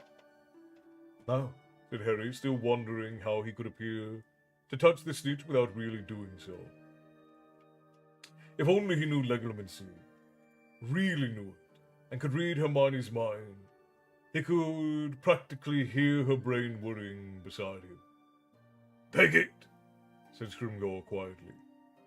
Harry met the minister's yellow eyes and knew he had no option but to obey. He held out his hand, and Scrimgeour leaned forward again, placed the snitch slowly and deliberately into Harry's palm. Nothing happened. As Harry's fingers closed around the snitch, its tired wings fluttered and were still. Scrimgeour, Ron, and Hermione continued to gaze avidly at the now partially concealed ball, as if still hoping it might transform in some way. "That was dramatic," said Harry coolly. Both Ron and Hermione laughed. "That's all, then, is it?" said Hermione, making a prize of herself off the sofa. "Not quite," said Scrimgeour, who looked bad-tempered now. "Dumbledore left a second bequest, Potter." "What is it?" said Harry, rekindling his excitement. Scrimgeour did not bother to read the will this time. "The sword of Godric Gryffindor," he said. Hermione and Ron both stiffened. Harry looked around for a sign of the ruby-encrusted hilt, but Scrimgeour did not pull the sword from the leather pouch, which in any case looked much too small to contain it. "So where is it?" Harry asked suspiciously. "Unfortunately," said Scrimgeour, "that sword was not Dumbledore's to give away. The sword of Godric Gryffindor is an important historical artifact, and as such belongs." "It belongs to Harry," said Hermione hotly. "It chose him. He was the one who found it. It came out of the Sorting Hat." "According to reliable historical sources, the sword may present itself to any worthy of Gryffindor," said Scrimgeour. "That does not make it the exclusive property of Mr. Potter, whatever Dumbledore may have decided." Scrimgeour scratched his badly shaven cheek, scrutinizing Harry. "What do you think?" "Dumbledore wanted to give me the sword," said Harry, struggling to keep his temper. "Maybe he thought it would look nice on my wall." "It's not a joke, Potter," growled Scrimgeour. "Was it because Dumbledore believed that only the sword of Godric Gryffindor could defeat the heir of Slytherin? Did he wish to give you that sword, Potter, because he believed, as many do, that you are destined to destroy he who must not be named?" "Interesting theory," said Harry. "Has anyone ever tried sticking a sword in Voldemort? Maybe the Ministry should put some people onto that, instead of wasting their time stripping down Deluminators and covering up breakouts from Azkaban." "So is that what you've been doing, Minister? Shut up in your office, trying to break open a snitch? People are dying. I was nearly one of them. Voldemort chased me across 3 counties. He killed Mad Eye Moody. But there's been no word about any of that from the Ministry, is there? And still you expect us to cooperate with you?" "You go too far!" shouted Scrimgeour, standing up. Harry jumped to his feet too. Scrimgeour limped towards Harry and jabbed him in the chest hard with the point of his wand. It singed a hole in Harry's t-shirt like a cigarette. "Oi!" said Ron, jumping up and raising his own wand, but Harry said, "No." "You want to give him an excuse to arrest us?" "Remember you're not at school, have you?" said Scrimgeour, breathing hard into Harry's face. "Remember that I'm not Dumbledore, who forgave your insolence and insubordination. You may wear that scar like a crown, Potter, but it's not up to a 17-year-old boy to tell me how to do my job. It's time you learned some respect." "It's time you earned it," said Harry. The floor trembled. There was a sound of running footsteps, and then the door to the sitting room burst open, and Mr. and Mrs. Weasley ran in. "We thought we heard began Mr. Weasley, looking thoroughly alarmed at the sight of Harry and the Minister virtually nose to nose. Raised voices? Panted Mrs. Weasley. Scrimgeour took a couple of steps back from Harry, glancing at the hole he'd made in Harry's t-shirt. He seemed to regret his loss of temper. It was nothing, he growled. I regret your attitude, he said, looking at Harry full in the face once more. You seem to think that the Ministry does not desire what Dumbledore desired. We ought to be working together. I don't like your methods, Minister, said Harry. Remember? For the second time, he raised his right fist and displayed to Scrimgeour the scars that still showed white on the back of it, spelling, I must not tell lies. Scrimgeour's expression hardened. He turned away without another word and limped from the room. Mrs. Weasley hurried after him. Harry heard her stop at the back door. After a minute or so, she called, He's gone! What did he want? Mr. Weasley asked, looking around at Harry, Ron, and Hermione, as Mrs. Weasley came hurrying back to them. To give us what Dumbledore left us, said Harry. They've only just released the contents of his will. Outside in the garden, over the dinner tables, the 3 objects Scrimgeour had given him were passed from hand to hand. Everyone exclaimed over the Deluminator and the tales of Beetle the Bard, and lamented the fact that Scrimgeour had refused to pass on the sword. But none of them could offer any suggestion as to why Dumbledore would have left Harry an old snitch. As Mr. Weasley examined the Deluminator for a 3rd and 4th time, Mrs. Weasley said tentatively, Harry, dear, everyone's awful hungry. We didn't like to start without you. Shall I serve dinner now? They all ate rather hurriedly, and then, after a hasty chorus of happy birthday and much gulping of cake, the party broke up. Hagrid, who was invited to the wedding the following day, was far too bulky to sleep in the overstretched burrow. Left to set up a tent for himself in a neighbouring field. Meet us upstairs, Harry whispered to Hermione, while they helped Mrs. Weasley restore the garden to its normal state, after everyone's gone to bed. Up in the attic room, Ron examined his Deluminator, and Harry filled Hagrid's moleskin purse not with gold, but with those items he prized most, apparently worthless, though some of them were: the Marauder's map, the shard of Sirius's enchanted mirror, and R.A.B.'s locket. He pulled the strings tight and slipped the purse around his neck, and then sat holding the old snitch and watching its wings flutter feebly. At last, Hermione tapped on the door and tiptoed inside. Muffliato, she whispered, waving her wand in the direction of the stairs. I thought you didn't approve of that spell, said Ron. Times change, said Hermione. Now show us that Deluminator. Ron obliged, at once. Holding it up in front of him, he clicked it. The solitary lamp, the headlight, went out at once. The thing is, whispered Hermione through the dark, we could have achieved that with a Peruvian instant darkness powder. There was a small click, and the ball of the light from the lamp flew back to the ceiling and illuminated them all once more. Still, it's cool, said Ron a little defensively. And from what they said, Dumbledore invented it himself. I know, but surely he wouldn't have singled you out in his will just to help us turn out lights. Do you think he knew the Ministry would confiscate his will and examine everything he left us? Said Harry. Definitely, said Hermione. He couldn't tell us in the will why he was leaving us these things, but that still doesn't explain why he would have given us... Why couldn't he have given us a hint when he was alive? Asked Ron. Well, exactly, said Hermione, now flicking through the tales of Beetle the Bard. These things are important enough to pass right under the nose of the Ministry. You'd think he'd have let us know why. Unless he thought it was obvious. Thought wrong then, didn't he? Said Ron.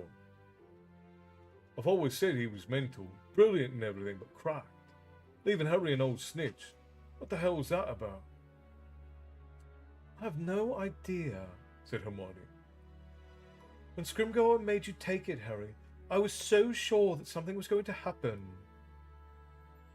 Yeah, well, said Harry, his pulse quickening as he raised the snitch in his fingers. I wasn't going to try too hard in front of Scrimgeour, was I? What do you mean? Asked Hermione. The snitch I caught in my first ever Quidditch match. Don't you remember? Hermione looked simply bemused. Ron, however, gasped, pointing frantically from Harry to the snitch and then back again till he found his voice. That's the one you nearly swallowed. Exactly, said Harry, with his heart beating fast. He pressed his mouth to the snitch. It did not open. Frustrator and bitter disappointment welled up inside him. He lowered the golden sphere, but Hermione cried out, Writing! There's writing on it! Quick, look! He nearly dropped the snitch in surprise and excitement. Hermione was quite right. Engraved upon the smooth golden surface, were seconds before there had been nothing, were 5 words written in thin, slanting handwriting, that he recognized as Dumbledore's. I open at the close. Voice of the Void, hello, my friend, welcome in. Dunscap Kings, hello, hello, hello, welcome, welcome. So very glad you could join us. Grab your seat, settle in.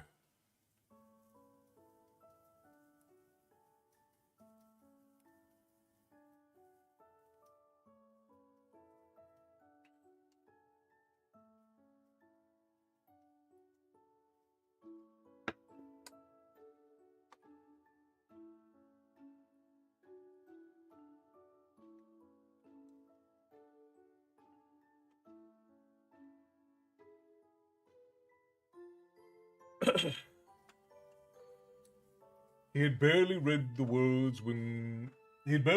when the words vanished again. I open at the close.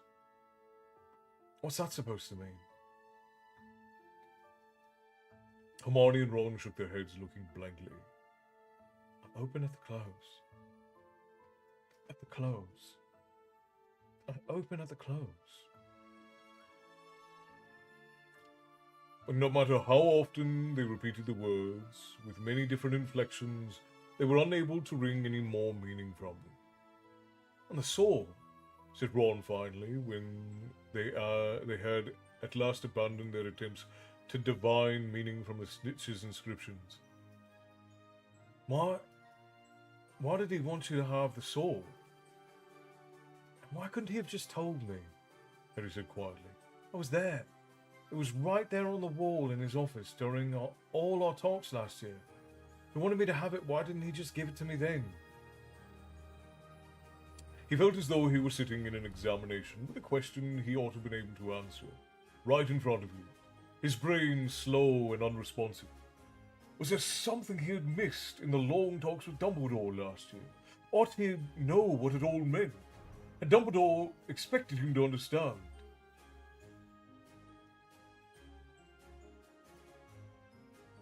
As for this book, said Hermione, the Tales of Beetle the Bard, I've never even heard of them. You've never heard the Tales of Beetle the Bard? Said Ron incredulously. You're kidding, right? No, I'm not, said Hermione in surprise. Do you know them then? Of course I do. Harry looked up diverted. The circumstance of Ron having read a book that Hermione had not was unprecedented. Ron, however, looked bemused by their surprise. Oh, come on. All the old kids' stories are supposed to be Beatles, aren't they? The Fountain of Fair Fortune, the Wizard and the Hopping Pot, Babbity Rubbity and her cackling stump. Excuse me, said Hermione, giggling. What was that last one? Oh, come off it, said Ron, looking in disbelief from Ron to Hermione. You must have heard of Babbity Rabbity. Ron, you know full well Harry and I were brought up by muggles, said Hermione. We didn't hear stories that when we were little like that. We heard Snow White and the Seven Dwarfs and Cinderella. What's that? An illness? Asked Ron. So these are children's stories, said Hermione, bending over the runes again. Yeah, said Ron uncertainly. I mean, that's just what you hear, you know. That all these old stories came from Beedle. I don't know what they're like in the original versions. I wonder why Dumbledore thought I should read them. Something creaked downstairs. Probably just Charlie. No, Mom's asleep, sneaking off to regrow his hair, said Ron nervously. All the same, we should get to bed. It wouldn't do to oversleep tomorrow, whispered Hermione. No, agreed Ron. A brutal triple murder by the bridegroom's mother might put a bit of a damper on the wedding. I'll get the lights. He clicked the illuminator once more as Hermione left the room. And so ends Chapter 7 of Harry Potter and the Deathly Hallows. We're at the end of the chapter, Frost. I appreciate you so.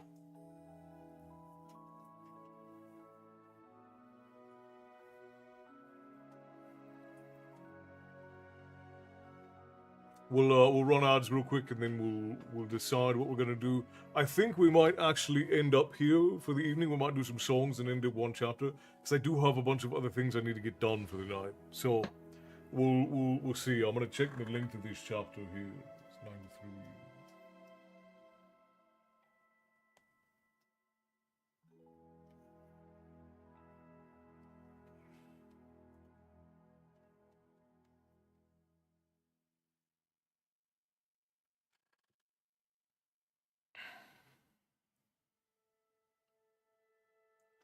You can have background music in your streams, Matty. You just have to make sure that it's not copyrighted.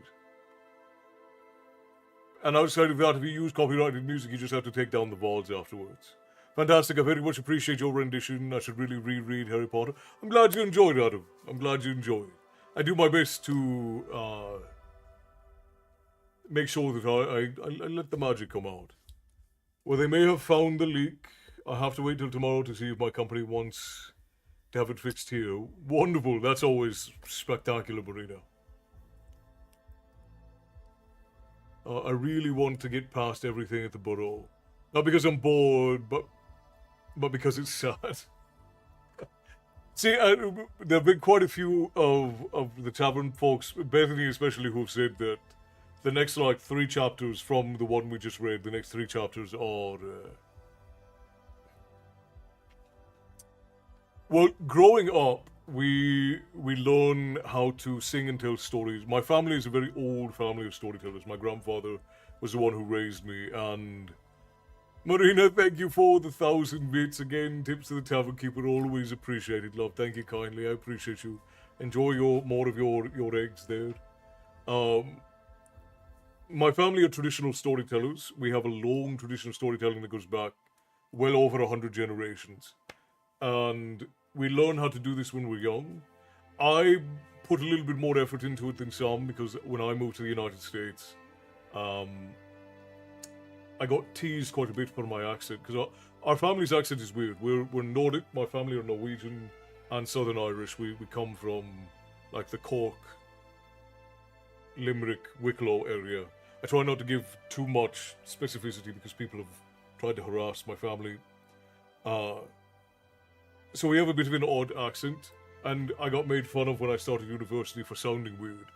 So I put a lot of effort into being able to change my voice so that I would sound more American. Dunaka, hello, welcome in. So very glad you could join us. I have music set where it isn't heard in VODs. But yeah, there are ways around it. Yeah, you can do that as well. You can have it so that it plays during stream but is not saved in the VODs. That requires a little bit more of an advanced setup, but you can do that as well. Marybeth, always a pleasure. Meds are kicking in. Time for me to sleep, rest well, and may rise tomorrow ready to face the day. But yeah, it takes a lot of practice, Adam. Marina, thank you for gifting a sub to Axolotl, to Milu's Axolotl account. I appreciate you for that. Enjoy your Green Man's drought. The camera's backwards. It's over here. And now we're trying to work with you to use. Yes, my wife and the tavern folk have been very encouraging to get me to talk how I did when I was younger and to stop Americanizing, because it's become very natural for me to just Americanize when I speak to anyone. But when I get comfortable or I get relaxed, it comes out a bit more. And again, even Irish folk get confused by my accent because I don't sound remotely like I don't sound like I adore. It's fine to see you. And I don't sound Northern Irish like, how you doing there, lad? And I don't sound Scottish. Because the Scottish, it sounds like you're choking on everything. The words that come from the very back of the throat. It's all very dramatic when you're in Scotland.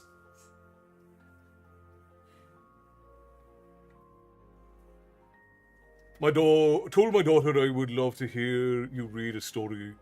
Then come in here and caught you reading a story, so that made my night. I'm gaming while listening. That's wonderful, Ambrose. I'm very glad that it was a pleasant surprise for you. Yes, the natural accent is what's needed. I do my best. I'm happy though, almost 2/3 done with the book. That's very good, Matty. I'm glad to hear it. Okay, we're done with ads for a bit. The next chapter is 15 pages long. I'm not going to have time to do that. Shame your tease, but please know that we appreciate the effort you put into your content and work. I always enjoy it. It means the world to me, Adam. I really do appreciate that. My lovely wife and I, we love what we do. We love to get to tell stories. And I was away from being a storyteller for many years, almost 2 decades after I left home. Had a big falling out with my grandfather and my family's traditions. And it's really only because of my wife, who is sitting across from me right now, that I re-embraced the traditions of my family and got back to my roots as a storyteller, and I've not been happier since, because it is what I love to do, and I hope it's my purpose. I hope that I bring happiness and I spread the art of storytelling back to folk. Ashley, thank you for the goats over on TikTok. Tips to the tavern keep it always appreciated, love. Let's get a hand for all of our wonderful barkeeps, by the way. The barkeeps are absolutely spectacular. They keep us safe and entertained while my head is down, and I appreciate that very much.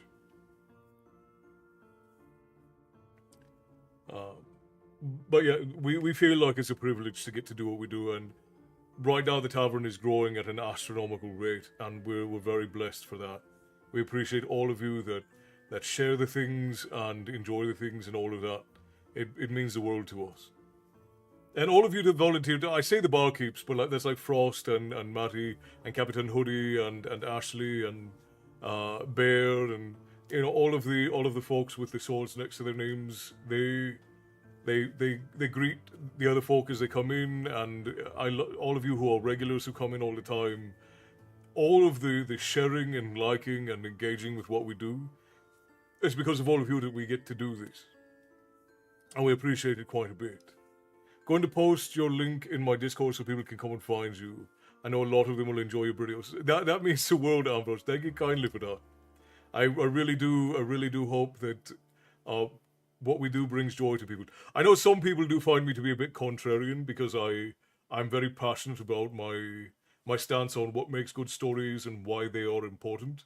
But it's because I love stories. And I want to make it clear to all of the new folk, because we have quite a few new folk.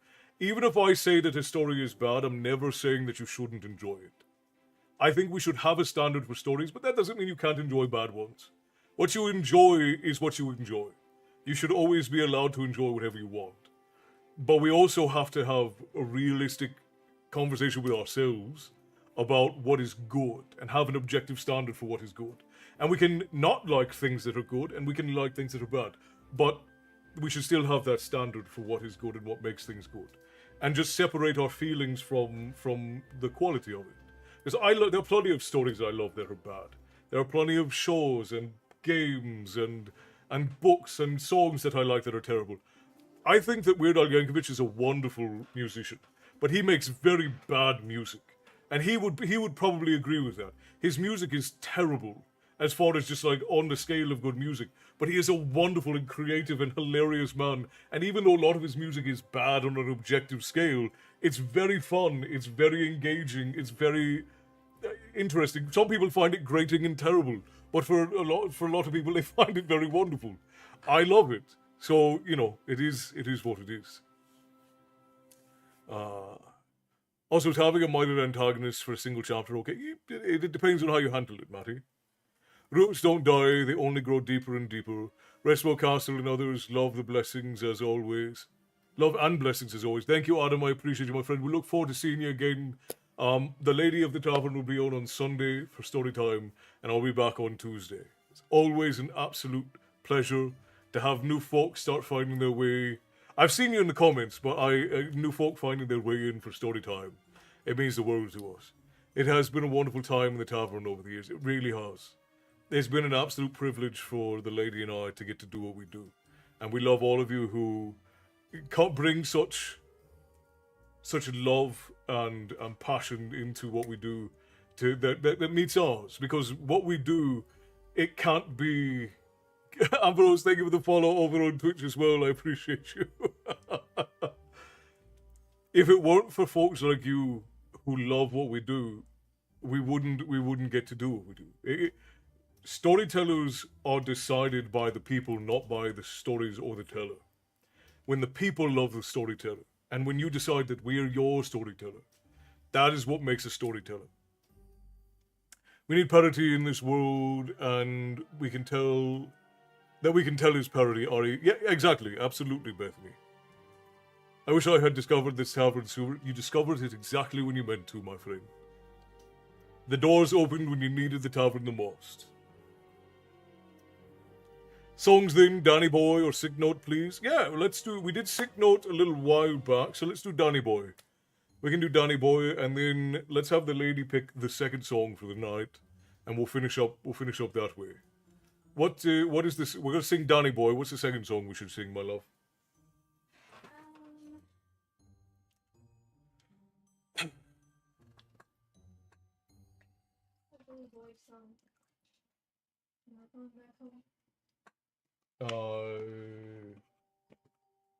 I think it's just called Pippin's song, isn't it?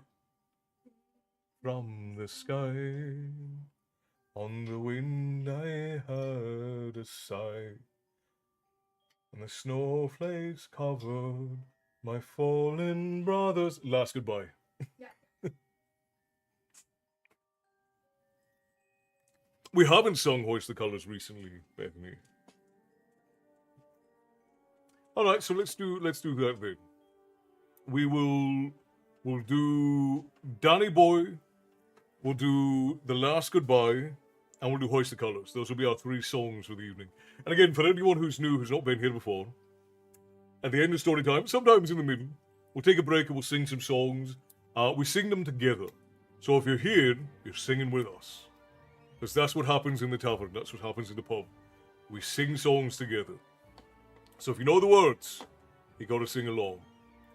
So let's start out with Hoist the Colours, because that's a little bit, I don't want to say that it's a happy song, but that one's a little bit more upbeat than the other one. So we'll go down in tempo as far as beat goes. We'll do Hoist the Colours, then we'll do Danny Boy, and then we'll do The Last Goodbye. And I think that'll be a good way to end off the night.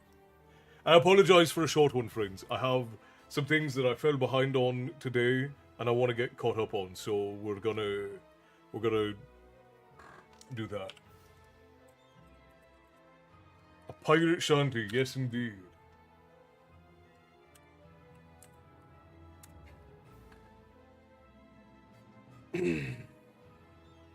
Oh my gosh, I instinctively typed in Hoist Up the Thing. That's not the one we're doing.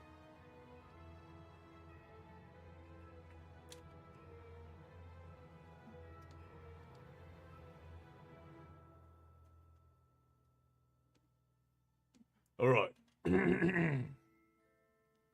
Here we go. Then last story time, I got to thinking about how I found my way to the tavern.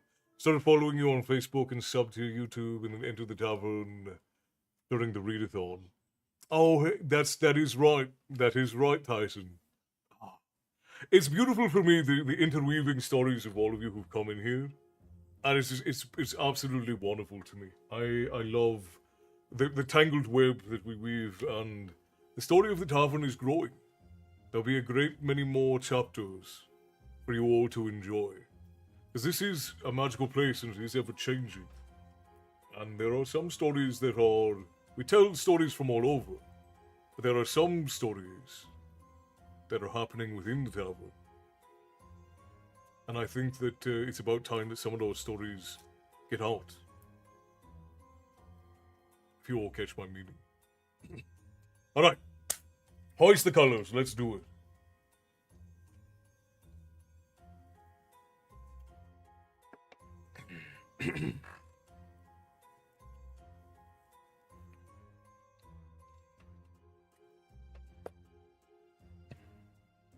The king and his men stole the queen from her bed and bound her in her bonds. The seas be ours, and by the powers where we will roam. Welcome back, Esther. Good to see you. Yo ho, hands, hoist the colors high. Heave ho, thieves and beggars, never shall we die. Yo ho, hold together, hoist the colors high. Heave ho, thieves and beggars, never shall we die.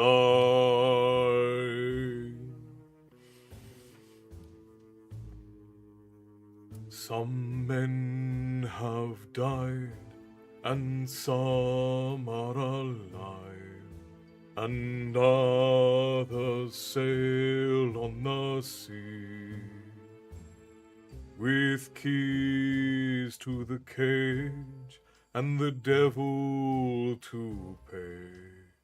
We lay to fiddlers green. Yo ho, together, hoist the colors high. Heave ho, thieves and beggars, never shall we die.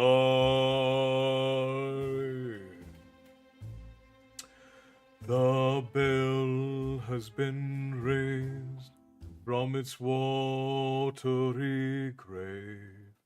Do you hear its sepulchral tone? We are a call to all, pay heed to the squall, and turn your sails towards home.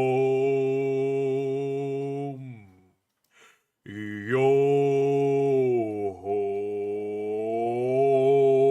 all hands, hoist the colors high.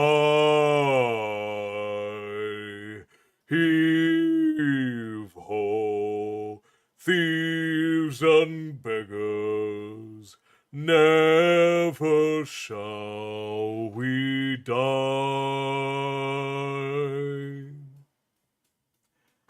The king and his men stole the queen from her bed, and bound her in her bones. The seas be ours, and by the powers, where we will roam.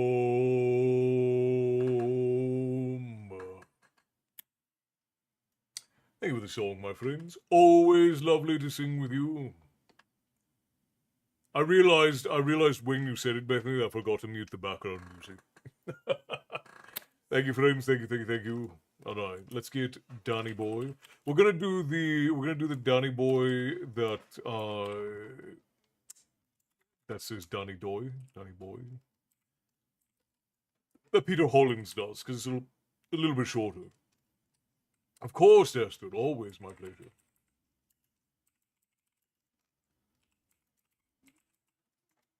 Always a pleasure, Adam. I hope you all had fun singing along. All right, we're gonna do Danny Boy next. This is a traditional sort of funeral song. Goes along with like Amazing Grace and such for wigs. We don't sing well, we sing to have a good time. You're damn right, Tyson, you're damn right.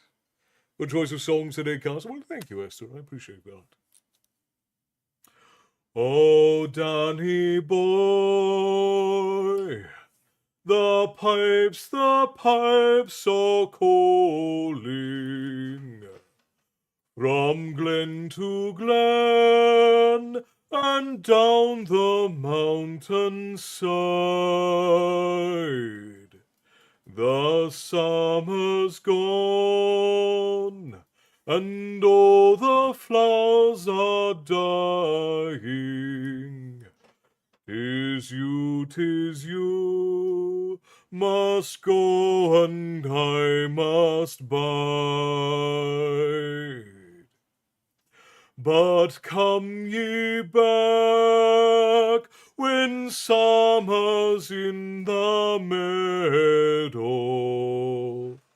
or when the valley's hushed and white with snow. And I'll be here in sunshine or in shadow. Oh, Danny boy, I love you so. But when you come and all the flowers are dying, if I am dead, as dead I well may be, I pray you'll find the place where I am lying, and kneel and say an Ave there for me.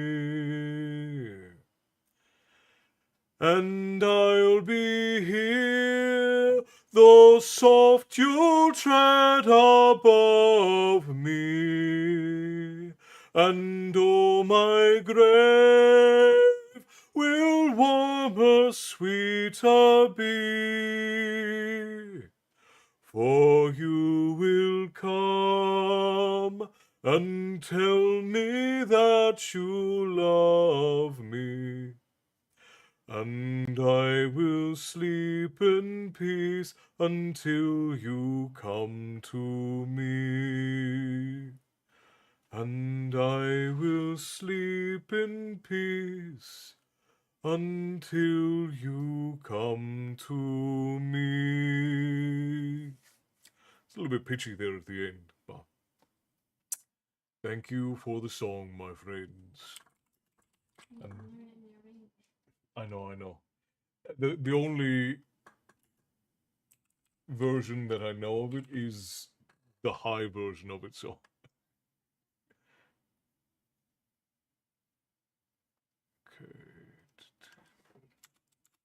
Now we're going to end on The Last Goodbye by Billy Boyd. Well, thank you, Ashley. I appreciate that. Of course, Marina, always a pleasure.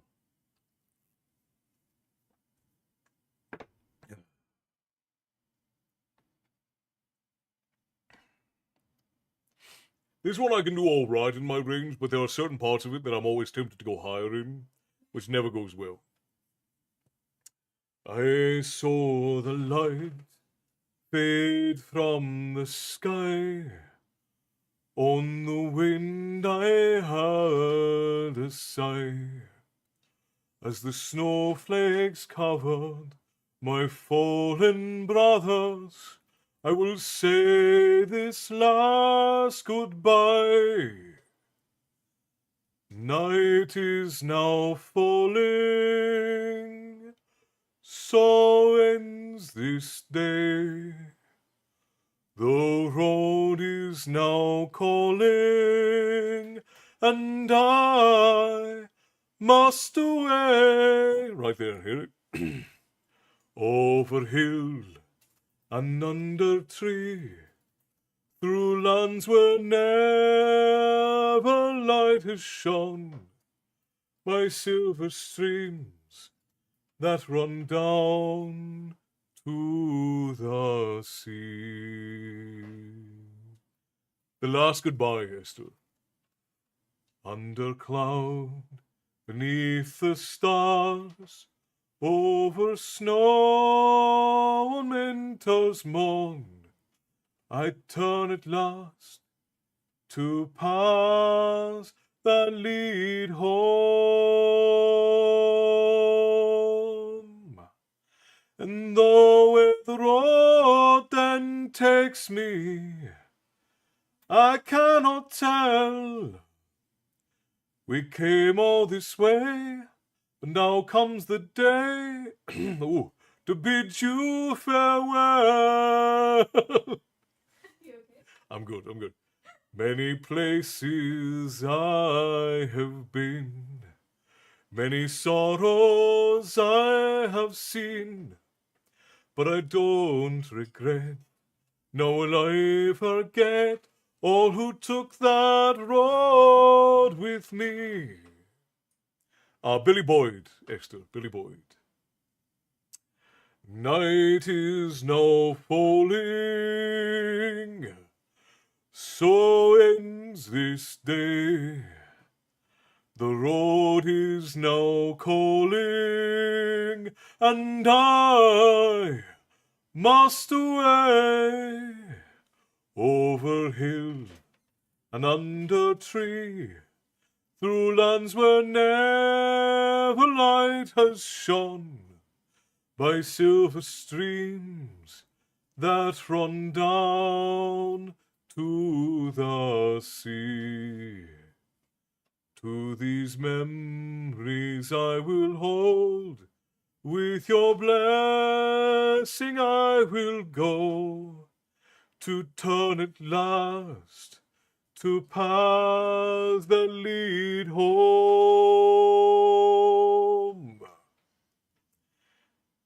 And though where the road then takes me, I cannot tell. We came all this way, and now comes the day to bid you farewell. I bid you all a very fond farewell.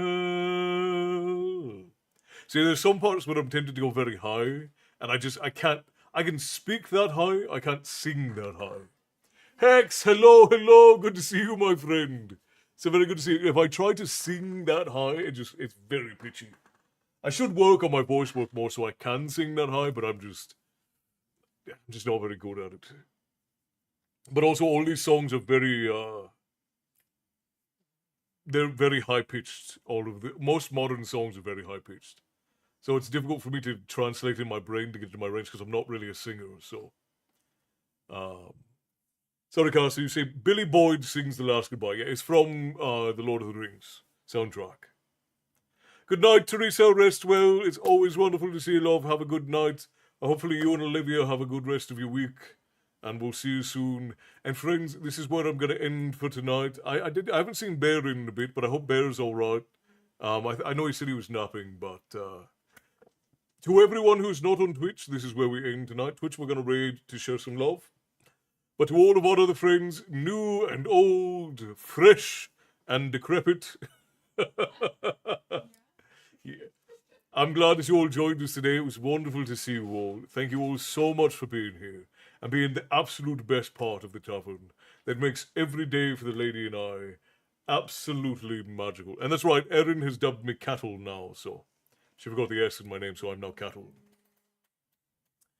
Slow Song was good. I'm glad you liked it, Esther. I'm glad you liked it. I'm here, brother, not napping today. All right, mate, I just wanted to make sure you got a goodbye before we head out.